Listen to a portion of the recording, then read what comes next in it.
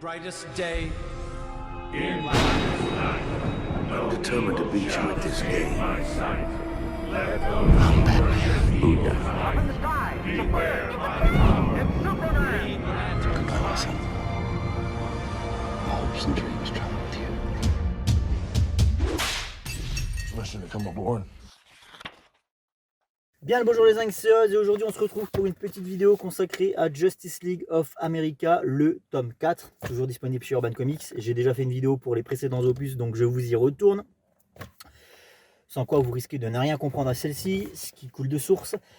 Alors en réalité le titre est un peu trompeur en fait, parce qu'on parle de Justice League of America, mais c'est pas tout à fait la série qui est publiée ici, puisque la série Justice League of America à proprement parler, c'est la série originale, celle de 1960, la toute première, qui a duré jusqu'en 1987, si je dis pas trop de bêtises, alors qu'ici en réalité il s'agit de la publication d'une autre série qui s'appelle JLA en VO. Vous allez me dire c'est la même chose connard, non, ce sont deux séries qui sont bien distinctes. Celle-ci a commencé en 97. Elle est majoritairement scénarisée par Grant Morrison et de temps en temps Mark Waid qui vient l'épauler. Et puis de temps en temps, eh bien, il y a d'autres scénaristes qui viennent s'ajouter à la fête. Comme ici par exemple, Mark Millar et John Mark DeMatteis. Mark Millar, c'est celui qui ouvre le bal dans ce tome 4 avec un épisode consacré à Amazo.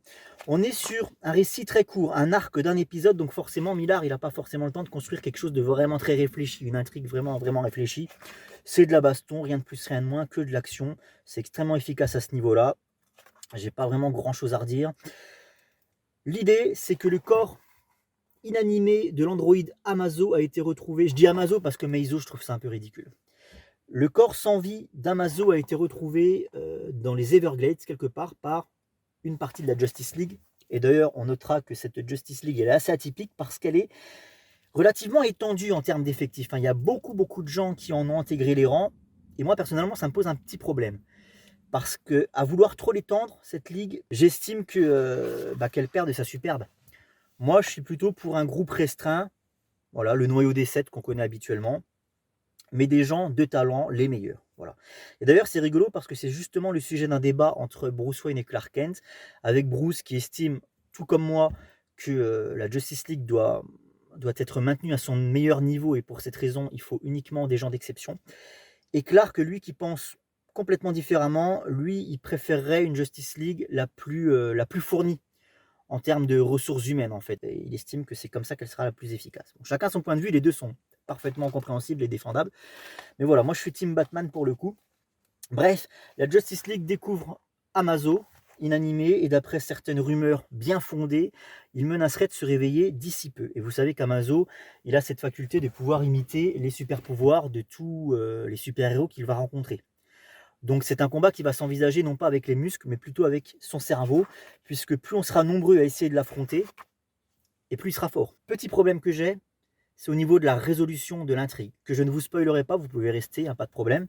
C'est juste qu'en fait, l'issue du combat est mensongère. C'est-à-dire qu'on promet quelque chose qui n'arrivera pas dans l'épisode d'après. Du coup, ça perd clairement un intérêt. Voilà. Alors, tu vois, je parlais d'une équipe étendue. On a par exemple ici Zoriel. On a aussi Aztec, qui sont clairement des personnages que je ne connaissais pas avant de lire ça. Et le problème, c'est que Morrison, son but à lui, c'est pas de nous raconter qui sont ces personnages. Lui, son but à Morrison, c'est de nous raconter des aventures de l'équipe, du collectif, et de ne pas se pencher sur les cas individuels. Et là où j'ai un problème, c'est que moi, Zoriel et Aztec, je ne les connais pas. Je ne connais pas l'étendue de leur pouvoir. Je connais très peu de leur background, à part ce qui nous est expliqué vaguement ici. Mais voilà, ce sont des personnages qui sont de parfaits inconnus pour moi. Et du coup, j'ai beaucoup de mal à m'attacher à eux. Et en plus de ça, ça perd en intérêt dans les scènes de combat parce que ne connaissant pas l'étendue de leur pouvoir, je ne sais pas à quel moment ils sont censés surpasser, faire des actes vraiment héroïques. Enfin voilà, donc du coup, ça perd cruellement en intérêt, quoi. Donc voilà, ça c'était le premier épisode. Et puis après, tout de suite, on arrive sur du beaucoup plus conséquent. Parce que c'est Grant Morrison, et Grant Morrison, lui, il prend le temps d'écrire des intrigues en 4, 5, 6 épisodes. Voilà, donc lui, généralement, c'est lui qui signe les gros morceaux. Et d'ailleurs, c'est une fois de plus le cas dans ce tome 4. Il y a 2 gros arcs, les 2 sont signés Grant Morrison, dont un qui s'appelle Troisième Guerre mondiale. Et d'ailleurs, c'est le plus conséquent de tous, c'est pour cette raison qu'il a donné carrément son titre au volume. Alors l'arc qui nous intéresse ici, pour le coup, c'est donc Quintuple Crise, celui-ci, qui commence à l'épisode numéro 28. Et c'est l'histoire de génies, un peu comme les génies d'Aladin en fait, qui sont contenus dans des contenants, tout simplement, dans des récipients. D'ailleurs, c'est marrant parce qu'en fait, on nous explique que ces génies ils peuvent se trouver absolument n'importe où, dans des bouteilles d'eau, dans des flacons de parfum, enfin voilà, dans n'importe quel contenant en fait. Et il y en a un par exemple qui a trouvé refuge dans un stylo. Tu vois, j'ai trouvé l'idée plutôt cool. Et en fait, ces génies, comme le génie d'Aladin, il y a une nécessité d'avoir une interaction avec un homme, sinon ils servent à rien. Tu vois, Aladin, à un moment donné, si le mec il frotte pas sa lampe et il fait pas 3 vœux, le génie il sert à rien. Il peut croupir pendant 3 milliards d'années au fond de sa lampe dans une grotte sale, le mec ne servira absolument à rien. Là, c'est exactement ce qui se passe. T'imagines bien que sinon, il n'y aurait pas d'histoire, donc forcément, il y a un de ces génies maléfiques, un des plus puissants de tous d'ailleurs, qui tombe entre de très mauvaises mains et qui va être déployé sur le monde. Et en fait, la particularité de ces génies, c'est qu'ils empruntent leur pouvoir à la 5e dimension, d'où vient par exemple des mecs comme Mxyzptlk. Donc en termes de pouvoir, ils sont complètement craqués, ils peuvent distordre la réalité à leur bon vouloir, plier les lois de la physique, de l'espace, du temps. Bref, quelque chose qu'on a déjà vu maintes et maintes fois dans cette série Justice League. Et là, je pointe du doigt un premier problème sur ce tome 4, c'est que franchement, arrivé là, j'ai l'impression de dire sans arrêt la même histoire. Depuis le tome 1, alors le tome 0 c'est encore autre chose parce que le tome 0 c'était l'origine story de la Justice League, ça s'appelait Justice League Year One, ça se lit en one shot, j'ai pas de problème avec ça. Mais à partir vraiment du départ de la série, donc du tome 1, j'ai l'impression sans arrêt de lire la même histoire. C'est un truc de fou. On a des schémas qui se répètent constamment. Soit la Justice League affronte une équipe maléfique, ça aussi ça revient très très souvent. Au début, il y a un motif qui était assez présent, notamment sur le tome 1, c'était les attaques psychiques, les attaques mentales faites sur le groupe. Ça, c'était redondant déjà sur les premiers épisodes, mais alors après ça, donc on a eu toujours ce schéma de l'équipe qui affronte une équipe maléfique, et puis très souvent les super vilains ont cette capacité à pouvoir justement distordre la réalité. Ok, et ça se dit distordre, enfin tordre la réalité quoi. Et parce que j'avais le mot distorsion dans la tête, c'est pour ça. Et donc voilà. Bon, tu me fais le coup une fois, je veux bien, mais 2, 3, 4, ça commence à casser un petit peu les couilles, quoi, pour parler franchement. Bon, l'histoire est assez intéressante. Le problème que j'ai, c'est que d'entrée de jeu, en fait, ça pète trop vite, trop fort. Et ça, c'est un souci qui s'applique à beaucoup d'arcs écrits par Morrison jusque-là, et d'ailleurs qui va se répéter encore dans un arc qui vient juste après. En fait, Morrison, je trouve qu'il va beaucoup trop vite en besogne. Il laisse pas le temps à la mayonnaise de monter tranquillement. Ça va pas crescendo. Au bout de 2 pages, tu as déjà une ville qui est mise à feu et à sang, quoi. Et moi, j'ai besoin qu'on fasse monter la tension petit à petit, qu'on fasse monter les enjeux. Mais là, au bout de 2 pages, j'ai l'impression d'être déjà sur un acte final, sur un combat final. Et ça me débecte, d'autant plus que ces histoires se ressemblent toutes. Et en termes d'enjeux, ce qu'il applique au sein de ces histoires, il l'applique aussi sur la série dans sa globalité. C'est-à-dire qu'en fait, j'ai pas plus d'enjeux là que j'en avais avant. Et ça me pose problème. Pour moi, une série, normalement, un épisode 37 doit être beaucoup plus conséquent dans ce qu'il propose qu'un épisode numéro 3. Il faut que ça aille crescendo, et ce n'est pas le cas. À chaque fois, ça pète dans tous les sens, et il n'y va pas avec le dos de la cuillère. Ce qui m'emmène sur son dernier arc, celui qui nous intéresse, en fait, qui s'appelle donc Troisième Guerre mondiale. Donc là, pour résumer brièvement le scénario, la Justice League doit combattre sur 2 fronts, ok ?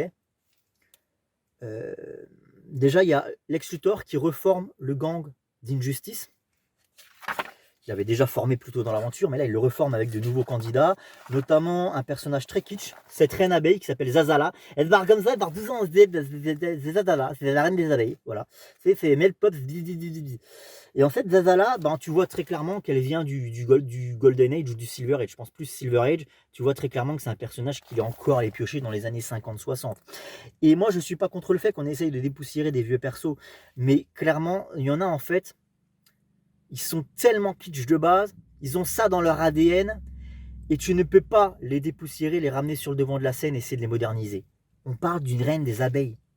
Le concept en lui-même, il est flingué. C'était peut-être bien dans des récits de science-fiction quand tu avais 8 ans dans les années 60, mais pas là, dans un truc qui se veut un petit peu plus sérieux, quoi. Alors, tu as beau essayer de la rendre badass, de la rendre sexy, de la rendre un peu plus violente, ça reste Zazala, ça reste la reine des abeilles, en fait, si tu veux. Donc, c'est vraiment compliqué, quoi. C'est vraiment compliqué. Donc, le gang d'injustice que forme Lex Luthor, donc il est composé de Zazala et d'un autre personnage que j'aime pour le coup pas mal, qui est Prometheus, dont on a déjà eu l'origin story dans le tome précédent, et cette origin story était très très bien ficelée, j'avais beaucoup apprécié. Alors est-ce qu'on va le revoir? À chaque fois que je cherche quelque chose, je le trouve jamais, ça me rend fou quand je fais des reviews. Ah, le voilà Prometheus aux prises avec Batman. J'aime bien son style, je le trouve assez charismatique, d'autant plus que dans sa première apparition, dans le tome précédent, toujours, le mec arrive à retourner la Watchtower lui tout seul. Donc le mec est assez balèze, et j'aime beaucoup la manière dont Batman le monte en l'air. Bref, je vous en dis pas plus. Mais voilà, l'affrontement est assez spectaculaire. Donc, d'un côté, on a le gang d'injustice de Lex Luthor, nouvelle version, qui parvient à infiltrer la Watchtower et qui la fait littéralement exploser de l'intérieur. Boum, badaboum. Donc la Justice League doit faire face à cette menace d'un côté, mais de l'autre, on nous promet le réveil d'une entité colossale et plus destructrice que n'importe qui d'autre au sein de l'univers d'ici. En fait, l'avènement du super vilain ultime.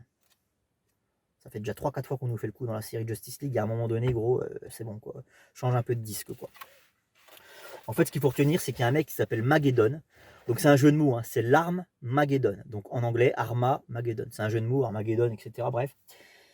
Et ce Mageddon, en fait, il va se réveiller d'une minute à l'autre. C'est un mec qui est quelque part comme ça dans l'espace, en fait. Et il se réveille, et comme n'importe quel mec qui se réveille, qu'est-ce qui se passe? Il a faim, le mec. Faut qu'il ouvre son frigo et qu'il lui pète la gueule, tu vois. Donc, il a faim, et en fait, son frigo, c'est l'univers. Donc, qu'est-ce qui va se passer? Ben, il va bouffer tout ce qui se trouve sur sa route, il va tout détruire. Voilà. Le cliché du super vilain cosmique qui détruit les univers et les mondes. On est en plein dedans, hein, très clairement. Tu vois, de plus, ça confirme ce que je disais dans la vidéo précédente. Morrison n'est pas du tout un homme de concept. C'est pas du tout finot. Et puis, c'est pas la première fois qu'il nous fait le coup du boss ultime du game. Donc, ce Mageddon, ben voilà, il va tout détruire sur son passage. Et en fait, c'est lui la vraie menace, quoi. Alors ça me fait marrer parce qu'en fait c'est Mister Miracle qui fait l'exposition des fêtes et qui présente ce personnage au reste du groupe. Avant la naissance de votre univers, il y avait Urgrund, le monde des anciens dieux. Okay. Nous ne savons pas grand-chose de nos prédécesseurs, mais nous savons ceci. Ils ont fabriqué des armes dépassant notre compréhension et ils ont déchiré l'infini. Déjà, c'est pas très original. Ils ont déchiré l'infini. Okay. Voilà, ça commence déjà à partir un peu en Javel, en Jean-Claude Van Damme.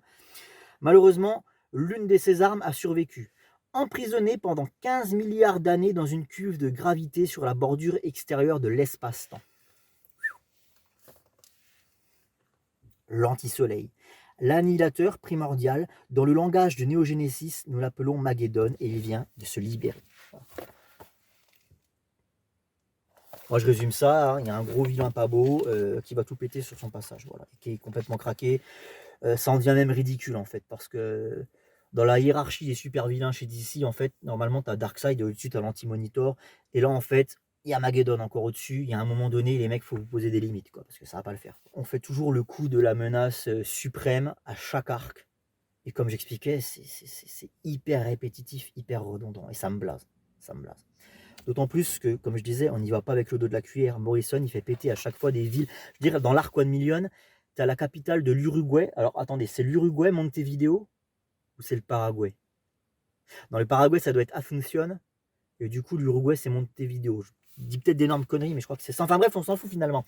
Ce qu'il faut retenir, c'est que dans l'Arc 1 Million, il y a quand même la capitale de Montevideo qui explose. Littéralement, sous un déluge nucléaire. Montevideo, c'est des dizaines de millions de gens, quoi. Et on n'en a pas reparlé depuis. Peut-être une référence dans une blague, mais c'est tout, rien de plus. Ok. Donc déjà, j'avais senti l'arnaque. Mais je me disais que tout ça allait peut-être mûrir par la suite. Et en fait, plus j'avance dans les histoires, et plus je me rends compte que Morrison, il arrive avec ses gros enjeux, là, ses destructions ultimes, il fait péter des villes, il fait péter 27 fois la Terre, et à chaque fois, il n'y a aucune conséquence, aucune répercussion dans le réel. Et ça me pose problème. Ça veut dire que le mec n'assume pas, en fait, ce qu'il écrit. Exemple. Ici, il fait péter encore une ville sous un déluge nucléaire, toujours le même schéma, qui est Karachi, capitale du Pakistan. Et on nous annonce que Karachi, avant d'exploser, ses dirigeants, ils ont envoyé la même dose à New Delhi, qui est l'agresseur présumé. Donc on est vraiment, oui, parce qu'en fait, le super vilain Mageddon, il a un pouvoir d'influence sur la Terre qu'il exerce et qui lui permet de monter les gens les uns contre les autres, en fait. Et du coup, tu te retrouves avec des alliances improbables, genre Russie, Chine et Union européenne contre les États-Unis. Voilà. C'est le titre du truc, hein, ça s'appelle Troisième Guerre mondiale, c'est pas pour rien. Bref, tu comprends que tout part en couille dans le monde, les gens sortent de chez eux avec des flingues, ils se cartonnent entre voisins, donc t'imagines bien à l'échelle des puissances nucléaires, des puissances mondiales, que ça part complètement en couille partout sur la planète, mais il n'y aura pas de conséquences. Désolé, spoiler alerte, il n'y aura pas de répercussions. Une fois que la menace sera vaincue à la fin de l'histoire, on se claque tous une bise, on se serre la main, et en route pour de nouvelles aventures. Il devrait y avoir des gros bouleversements géopolitiques là. Je veux dire, la face du monde devrait changer littéralement. On parle de capitales peuplées de millions de personnes, de millions de civils, qui ont explosé, qui ont été rayés de la surface de la planète, quoi. Donc aucun bouleversement géopolitique, aucune conséquence climatique, écologique, quoi. Je veux dire, il devrait faire un petit peu plus chaud là pour le coup. Quand on fait péter 350 bombes nucléaires un peu partout dans le monde, il y a un moment donné, la température, elle devrait monter d'1 ou 2 degrés, quoi, tu vois. Aucune conséquence climatique, aucune conséquence sociale, pas de répercussions. Le statu quo revient à chaque fois, on repart pour de nouvelles aventures, comme si rien ne s'était passé.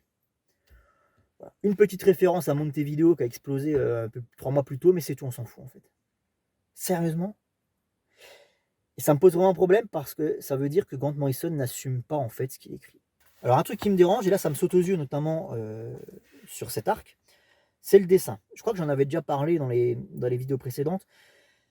Le dessin de Ward Porter, qui est le dessinateur principal de la série, c'est bien, mais ça va jamais au-dessus.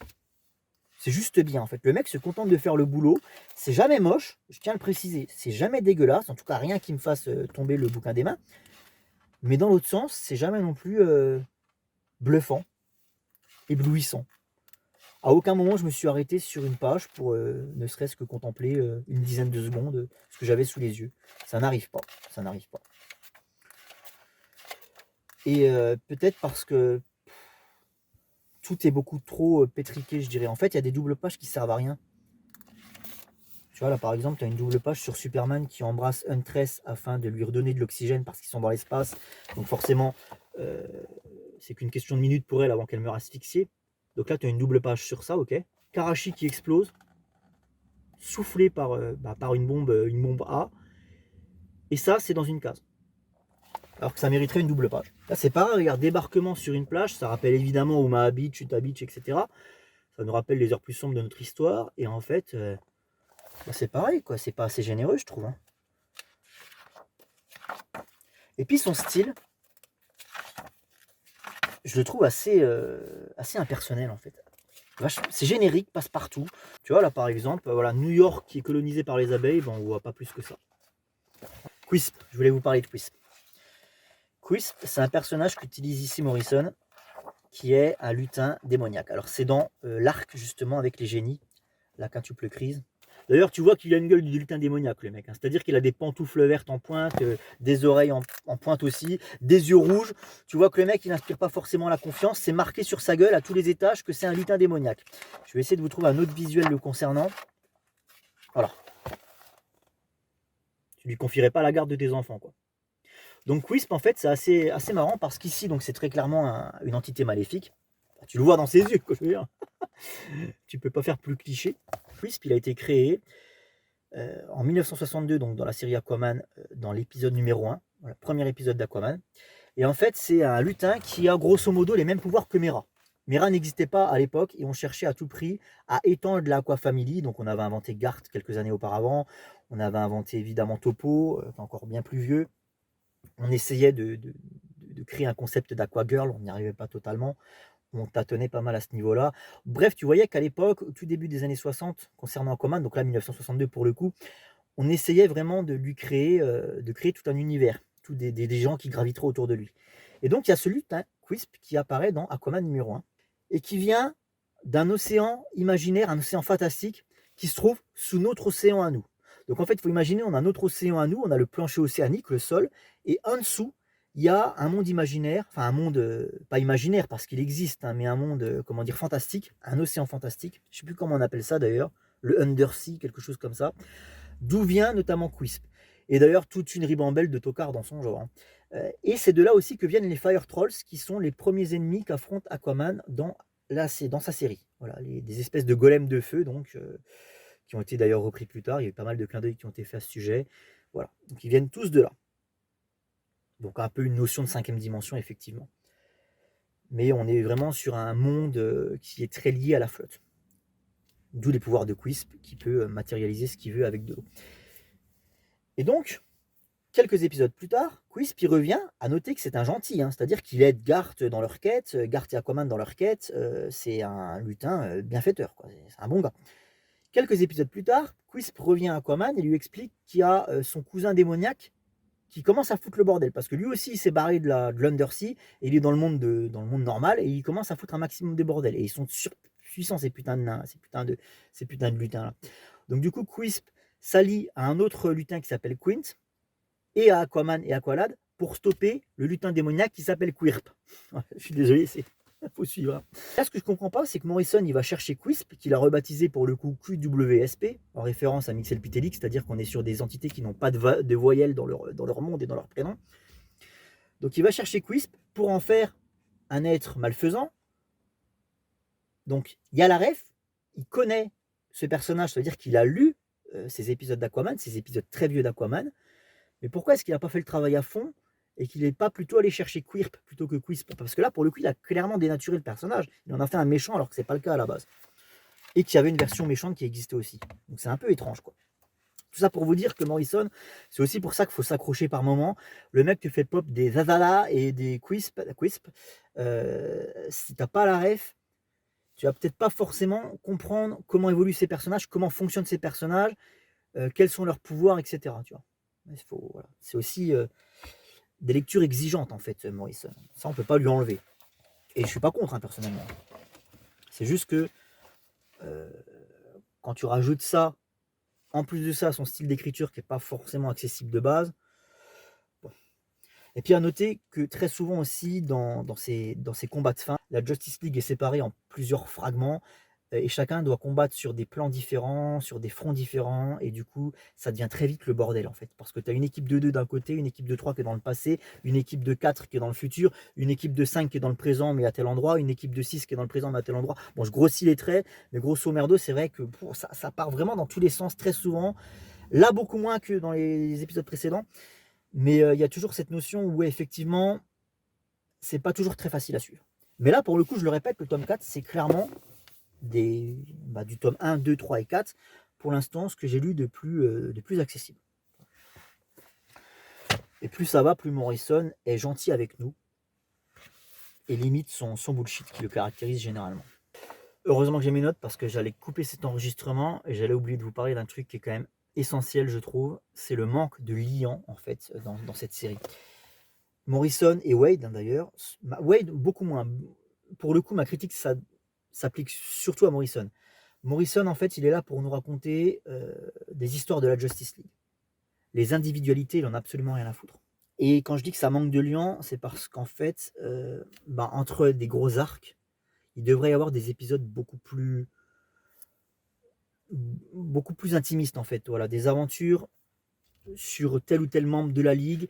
En fait, des enjeux moindres, beaucoup plus terre à terre, beaucoup plus raisonnable, et on devrait se pencher davantage sur certains membres de la Ligue de Justice qu'on ne connaît pas spécialement plus que ça. Ça sert à rien de raconter Clark Kent ou de raconter Bruce Wayne, on commence à connaître si tu veux, mais voilà, les Aztecs, Zoriel, j'aurais aimé qu'on me les mette en perspective un peu mieux. C'est d'ailleurs ce que faisait parfaitement Joe Kelly avec le personnage de Plastic Man. On avait une petite intrigue en 1 ou 2 épisodes, quelque chose de très court dans sa série, où on en apprenait davantage sur qui il était, voilà, avec son fils. Il y avait Batman d'ailleurs qui s'invitait dans l'épisode. J'avais trouvé cette histoire très très bien parce qu'en fait ça venait casser le rythme. Tu vois, plutôt que d'enchaîner les gros trucs blockbusters où ça pète dans tous les sens, et de temps en temps on avait des petits épisodes pour améliorer l'alchimie en fait qui doit résider entre les membres du groupe. C'est pas juste une équipe de super-héros qui vont affronter des aliens ou des super-vilains. C'est aussi des bons potes, presque une famille. Et ça, il faut nous le raconter. Et c'est ce que ne fait pas vraiment Morrison.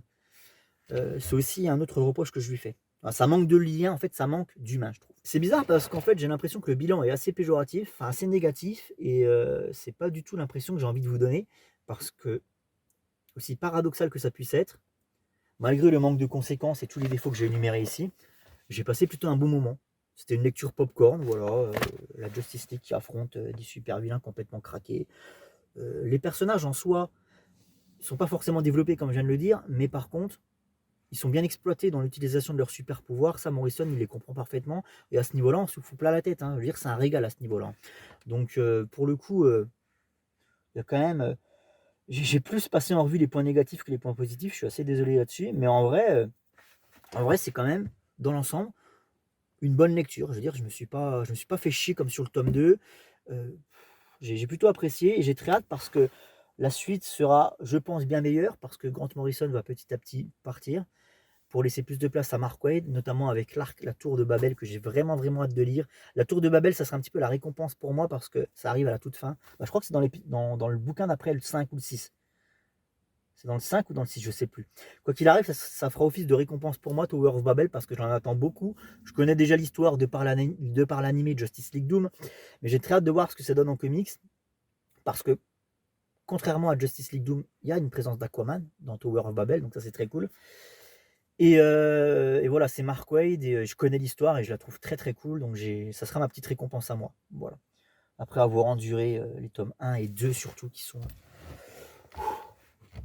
difficile à digérer. Merci à vous tous d'avoir suivi cette vidéo. Je vous dis à très bientôt. Prenez soin de vous, c'est le principal. Ciao les zingues.